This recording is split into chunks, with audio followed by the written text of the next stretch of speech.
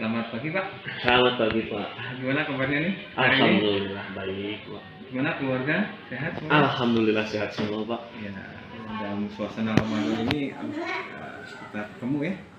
Mungkin ada hal yang perlu saya bantu hari ini? Paling untuk masalah tentang mengajarkan perkalian di kelas 4 gitu. Oh gitu ya. Jadi Ya, kita akan diskusikan bagaimana solusi untuk menangani itu seperti itu ya. iya. Nggak jadi cepat. Kira-kira kendalanya apa yang Bapak hadapi ketika itu? Kendalanya sebenarnya sih anak tuh bisa, cuman masih kebanyakan harus menggunakan jari misalkan 3x4. Jadi anak tuh ada yang kalau kata orang Sunda tuh dipapai Pak, 3x1, 3x2, 3x3, baru nemu 3x4. Tidak bisa langsung di luar kepala 3x4 12 gitu. Jadi masih dihafalkannya secara tersusun dari 1 sampai yang 4 tadi. Oh, jadi anak tuh belum paham betul tentang perkalian ya? Ya, mungkin belum paham konsep dari perkalian. Kendala lain yang Kendala lain kalau perkalian bersusun Pak, misalkan puluhan dan puluhan, ratusan dengan puluhan. Kendalanya itu sih paling sering di situ kendalanya. kira-kira menurut Bapak faktor apa yang menyebabkan itu kira-kira? Menurut saya mungkin emang secara konsep dasar anak beberapa sih ya belum terlalu paham konsep dasar. Terus mungkin faktor manusiawi suka lupa. Ya Bu. Kendala lain yang Bapak hadapi apa ketika mengajar perkalian? Kendalanya anak kesulitan dalam perkalian bersusun, puluhan dengan puluhan, ratusan dengan puluhan. Nah, itu banyak kesulitannya di situ. Mungkin selama Bapak ngajar, ada nggak usaha-usaha yang Bapak buat untuk menangani masalah ini? Saya sudah menggunakan yang teknik apa namanya yang jari-matika itu. Matematika ya. Ya, sekarang sedang diterapkan. Alhamdulillah, udah lumayan. Jadi anak-anak perkalian kalau puluhan dan puluhan sudah mulai. Tapi untuk keratusan saya sedang mencari yang pas itu yang mana gitu untuk anak-anak. Paling gitu. Berarti tahapnya baru 50% ya? Ya. Kira-kira kendala lain yang Bapak hadapi ketika pembelajaran apa lagi Pak? Yang selain itu?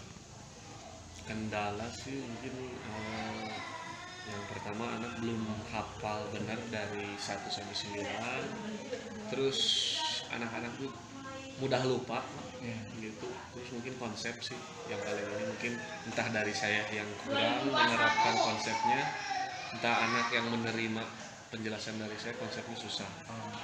Rencana usaha-usaha Bapak yang sudah dilakukan untuk menangani masalah yang tadi nggak? Usaha-usaha yang sebelumnya?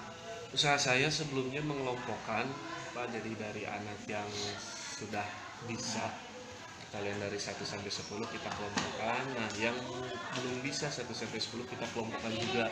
Jadi kita sesuaikan dengan level apa yang dia pahaminya. Jadi Bapak sudah membelajarkan secara sesuai dengan kebutuhan anak Ya, ya? sesuai dengan kebutuhan anak.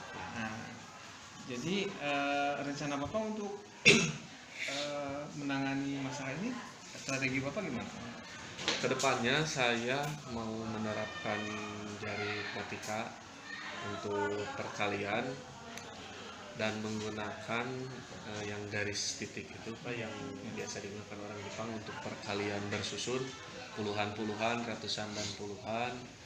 Dan kalau bisa juga menerapkan lagi konsepnya dari awal agar anak itu paham. Setelah paham konsepnya, mudah-mudahan anak-anak juga bisa hafal di luar kepala untuk perkalian 1 sampai 10.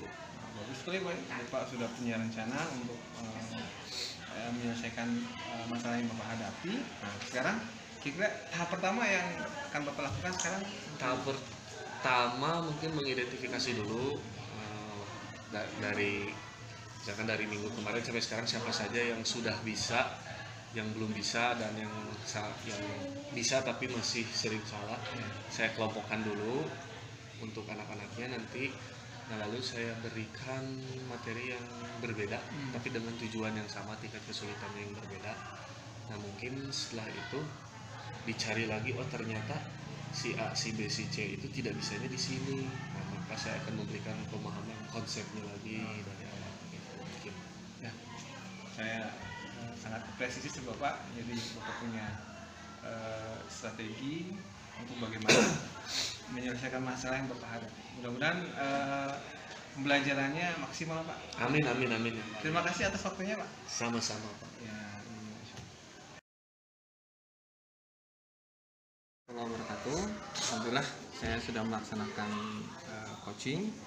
Kebetulan saya Tony Sofyan sebagai coach dan Pak Seno sebagai coachee. Pada kesempatan ini masalah yang dihadapi oleh Pak Seno adalah bagaimana kesulitan untuk mengajarkan perkalian di kelas 4. Rata-rata hampir semuanya tidak 50%. Jadi alhamdulillah saya sudah membuat istilahnya kesepakatan pembicaraan apa yang akan dibicarakan untuk cari solusinya. Kemudian saya telah mengajukan beberapa pertanyaan untuk mengidentifikasi kendala-kendalanya apa. Kemudian apa sih rencana untuk menangani masalah yang dihadapi dan apa tahap pertamanya. Jadi ketika kami melakukan coaching, Pak Seno mengungkapkan rencana-rencana yang akan dilaksanakan dan berusaha untuk menyelesaikan masalah yang dihadapi Pak Seno seperti itu. Sekian refleksi hari ini. Assalamualaikum warahmatullahi wabarakatuh. Warahmatullahi wabarakatuh. Saya Seno. Saya akan bercerita sedikit. Tadi saya telah melakukan coach dengan Bapak Tony. Banyak manfaat yang saya dapatkan.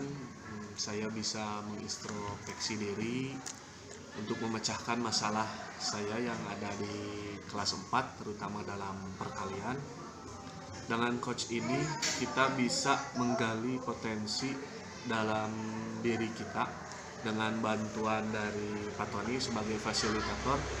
Fasilitator tersebut tidak memberikan sebuah solusi, tapi memberikan sebuah pertanyaan yang untuk dikembangkan oleh diri sendiri dan mencari solusi itu sendiri dalam memecahkan masalah. Mungkin ini sangat bagus, mudah-mudahan bisa diterapkan bukan hanya kepada saya, tetapi kepada rekan-rekan lain. Pokoknya sangat bagus. Mungkin cukup sekian dari saya. Terima kasih. Wassalamualaikum warahmatullahi wabarakatuh.